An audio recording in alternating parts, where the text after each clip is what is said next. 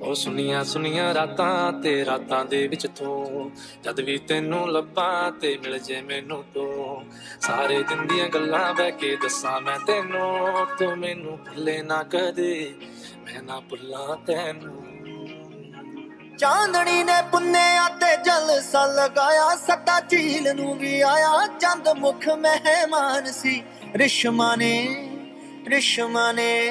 ਉਹ ਰਿਸ਼ਮਾ ਨੇ ਦੂਧਿਆ ਜਈ ਪਾਈ ਸੀ ਪੋਸ਼ਾਕ ਮਾਰੀ ਤਾਰਿਆਂ ਨੂੰ ਹਾਕਿਓ ਤਾਂ ਹੋ ਰਹੀ ਜਹਾਨ ਸੀ ਚਾਂਦਣੀ ਨੇ ਪੁੰਨਿਆ ਤੇ ਜਲਸਾ ਲਗਾਇਆ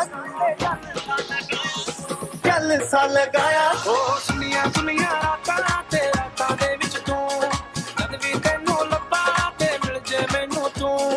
ਸਾਰੇ ਦਿਨ ਦੀਆਂ ਗੱਲਾਂ ਬਹਿ ਕੇ ਦੱਸਾਂ ਮੈਂ ਤੈਨੂੰ ਤੂੰ ਮੈਨੂੰ ਭੁੱਲੇ ਨਾ ਕਦੇ ਮੈਂ ਨਾ ਭੁੱਲਾਂ ਤੈਨੂੰ